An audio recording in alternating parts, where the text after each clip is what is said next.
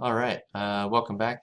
Just to continue where I left off in the last video, I was just about to start on reflection theory. Um, so this is when we start to get into talking about the media, and it's interesting that they included a discussion about the media in the chapter on culture because it's a good example. Mass media is really the most visible and largest sort of mechanism that we have in modern times for transmitting and reproducing culture. And this is really a key part of culture. It's this, as I mentioned, this sort of cyclical process that goes on and on. We contribute to it, we create it, we socially construct it as a collective, and then in return, it's influencing us. So it's shaping and molding us, and then we're creating it again and again, and it becomes reinforced and passed on generation through generation. And in modern times, one of the main ways in which that is done is through the mass media. Television, magazines, movies, books, and especially now the internet is a huge source of this. So reflection theory is a lot about this. It's the idea that culture is essentially a reflection of society. That basically it's like half of the equation. That society, that the underlying sort of social structure and relationships that make up society are producing culture, like music and films and stuff, and that culture is just reflecting that. So, violent films, violent music is that way because culture is violent. But that's only half of the equation there. As we tend to recognize and understand these days, culture also influences us and shapes us greatly and socializes us. So um, having, violent films, some people would argue that in return that could be perhaps desensitizing us to violence as a culture. Some people go so far as even to argue like violent video games and violent movies are causing young people to be more violent. Um, Personally, I don't buy that argument. They're actually, if you look at crime rates in the United States for violent crime have actually been going down over the past decade or so. So the argument that we're getting more violent as a society really is not true. Um, Although there's certainly the issue of these incidences of mass shootings, school shootings, um, which often involve young people. I mean, just a couple of days ago, there was this shooting in South Carolina where 9 people were killed in an African American church by a young white man, and it's tragic, and it's particularly interesting that these types of mass shootings have become fairly I don't want to say commonplace, but we've had quite a few of them in the last in the last several years in the United States, whereas in other modern countries, this is not really a problem. You don't really see these kind of mass shootings, particularly school shootings. This is kind of a uniquely American phenomenon. So it does suggest that there's something about our culture, perhaps, that is influencing this, but I think it's far more complicated than just blaming it on video games or movies. Particularly with the South Carolina shooting, I mean, that certainly has a connection to the history of racial relations in that region, that goes far beyond that. Um, anyways, getting back to the chapter, you know, it goes into a lot of detail about the media here, and it's important to understand that the media is relative to the history of culture and society. The media is actually fairly new. Um, it wasn't until, I mean, they talk about in the book the invention of the movable type and the printing press and that sort of thing that you began to get the first sort of mass media and widely distributed documents. But really, it wasn't even until the 20th century that we had television and movies and now the internet. And it's become, very recently, it's become such a prolific part of society and an influence on us that, especially with the internet, that's only been around for, a few decades, a lot of people are still sort of arguing on about what the long-term effects for society will be on this. And this takes us into this idea of hegemony, which is very important. It was originally proposed by a political theorist named Gramsci, who's an Italian, a brilliant guy. He wrote all this stuff when he was in prison, interestingly enough. He has a really interesting life. Um, but hegemony basically refers to sort of the group in society that has the most power, would be the hegemonic group. And there's a difference between hegemony and coercion or domination, as Gramsci puts it. Domination is the use of force to impose your will on someone, but hegemony is more about exercising power through consent. So it's about sort of getting people to agree with you. But it's still about, the hegemonic group is essentially the group that has the most power, the most influence, and the most sort of privilege in society as a result. And we can think of it as, the hegemonic group in many ways has more influence over the culture than certain other groups maybe. And so they're able to create or at least more strongly influence certain cultural norms that get transmitted through the mass media, for example, than other groups.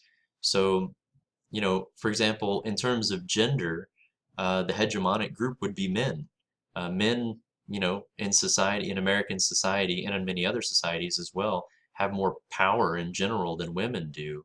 And so the men tend to have more privilege in society, men tend to have more benefits, and men tend to have more control in sort of creating the narrative and setting the standards of what's considered beautiful for women, and things like that. And that's a big thing that's often portrayed through the media, are the type of images that we live up to, or the type of scripts, as I mentioned before, the roles that we fulfill.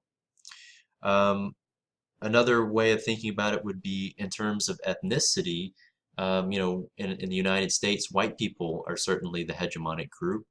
And, not to just disparage the United States, other countries have their own dominant group as well. It's true wherever you go.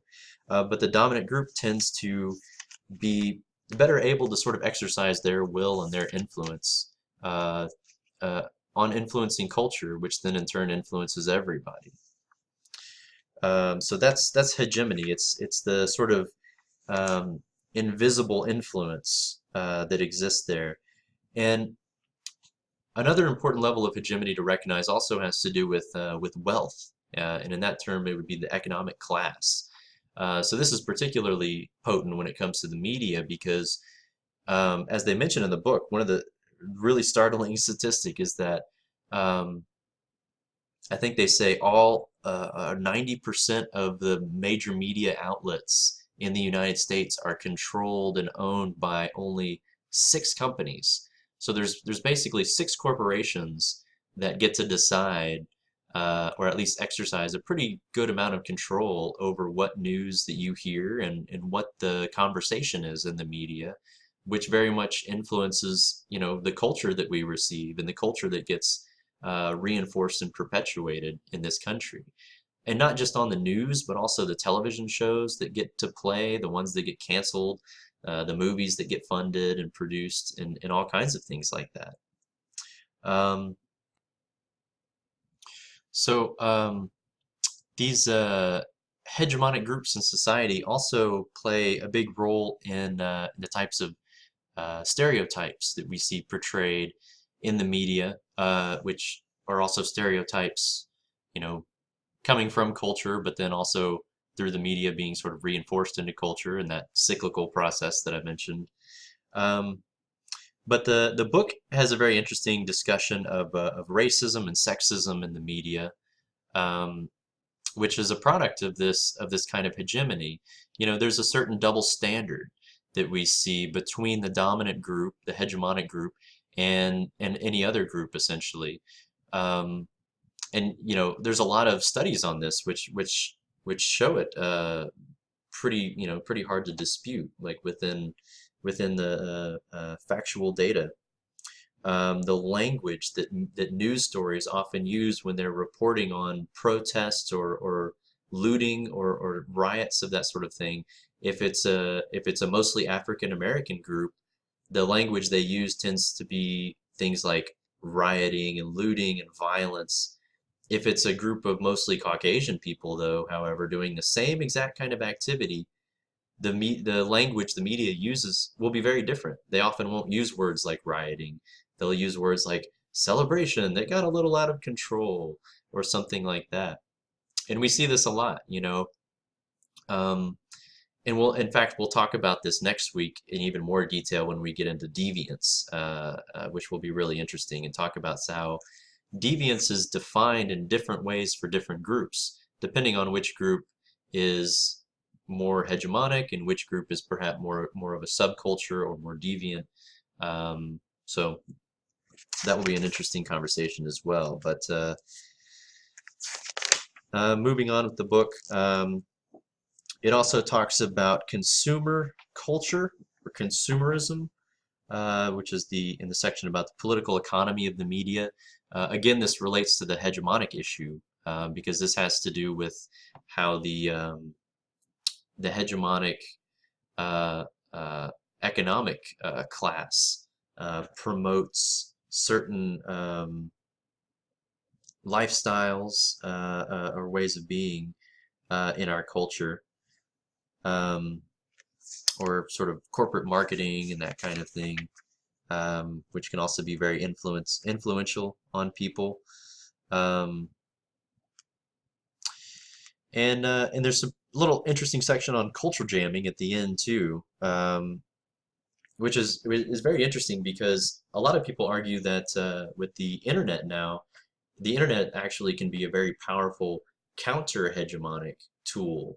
In other words, the internet is kind of democratic, more so than the media on TV, because, for example, you're an average individual person getting to express their opinion on a major media outlet is going to be extremely difficult because, like I said, there's only 6 powerful companies that control all those media outlets, essentially. So it's hard for a normal individual to get their voice out there. But on the internet, suddenly we have YouTube. Any old person can post a video on YouTube, like I am with these videos, and maybe they can just go viral and get millions of hits and get a lot of views without having to go through that hegemonic system. So it's more like there's more direct democracy involved with the internet. And a lot of people argue that that's kind of revolutionizing the way that we create and communicate with each other and the way that we create culture, and may have some very interesting effects on us down the line, is probably already having some very interesting effects. It's already led to a lot more sort of social awareness. It's led to a lot of spontaneous protests, like the Occupy Wall Street and the Arab Spring and many other similar protests like that were organized through social media and the internet. So that's a really big issue. And in fact, we'll talk about some of that stuff next week as well in the chapter on networks. Some of the both advantages and disadvantages of the internet and social media. But suffice to say that